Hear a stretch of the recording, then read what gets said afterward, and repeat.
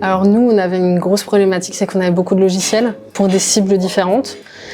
Donc on avait au total 4 logiciels qui correspondaient à vraiment une cible à chaque fois. Mais on n'avait pas un logiciel qui pouvait nous permettre de tout regrouper et donc de connaître nos clients et de pouvoir faire des liens entre celui qui était venu à la journée et celui qui revenait en fait en séjour et quelqu'un d'autre qui venait en B2B faire un séminaire. Donc nous, on n'avait pas cette culture-là, on ne pouvait pas avoir l'ensemble. Donc on s'est dirigé vers un CRM et vers HubSpot pour essayer d'abord de juste regrouper notre data pour mieux les connaître et après pouvoir développer sur l'acquisition de nouveaux clients, la fidélisation et pouvoir communiquer au mieux avec eux en les connaissant. Alors nous, on avait fait un appel d'offres auquel Copernic a répondu. On a analysé du coup l'ensemble des logiciels. On a fait aussi un peu de benchmark auprès des confrères dans le milieu parce qu'on est aussi un milieu dans le tourisme qui est particulier où les CRM ne sont pas trop implémentés. Il y a beaucoup de grosses boîtes du loisir qui étaient que récemment sur des CRM, donc on a regardé un peu là-dessus. Et du coup, avec des discussions aussi avec des confrères, en fait, le choix s'est porté plus sur HubSpot et c'était Copernic qui nous apportait le logiciel HubSpot et de se dire qu'il allait pouvoir avoir aussi de l'accompagnement, de connaître un peu aussi le fait que ça soit aussi dans le local, avec l'agence qui était basée sur Nancy, avec du coup des équipes qui connaissaient déjà le parc et qui pour nous allaient créer déjà ce premier lien de relation.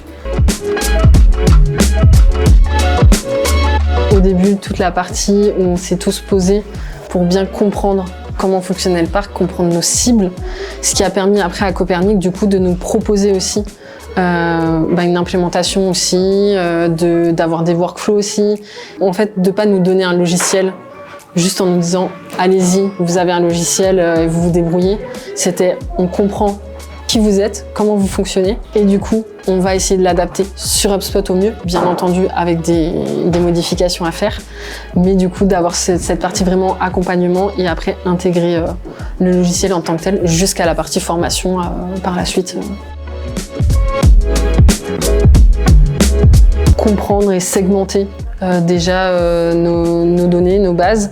Il y a aussi beaucoup d'ateliers qui ont été faits en dehors de l'équipe marketing parce que la data relève aussi des autres services, même si on n'est pas encore sur la partie sales, avec les équipes du coup sur le terrain qui utilisaient les logiciels pour comprendre comment venait la donnée en tant que telle. Et après, il y a eu des ateliers aussi pour comprendre où nous on voulait aller. Pour notamment proposer du coup les workflows, les pipelines, tout ce qui s'ensuit.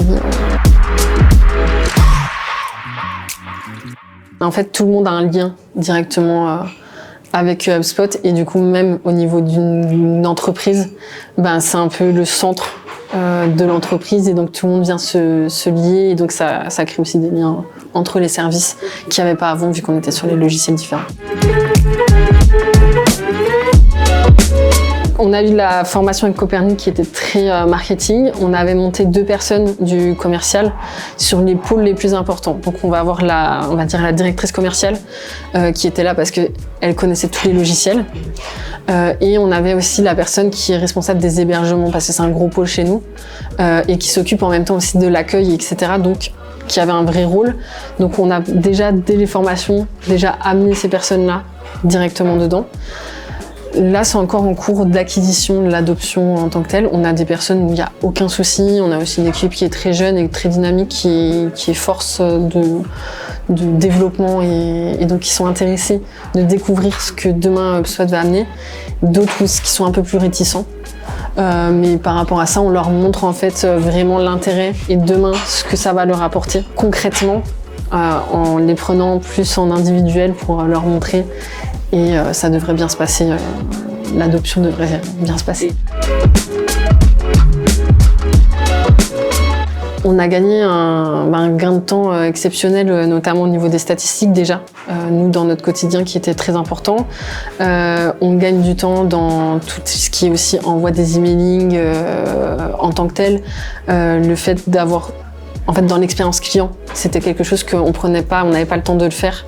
Que là, du coup, on peut se poser vraiment sur l'expérience client et d'envoyer autre chose que juste des emailing qui vont être commerciaux. Et après, on a du coup la partie rentabilité avec effectivement un chiffre d'affaires au niveau des emailing qui a fait x2 en un an et où on arrive à beaucoup plus capitaliser sur des produits annexes qui aujourd'hui sont vendus, qui n'était pas le cas avant. Compréhension, à l'écoute, non, et humaine. C'est à taille humaine, l'agence, et je trouve que ça reste très humain et on sait qu'on peut échanger avec vous.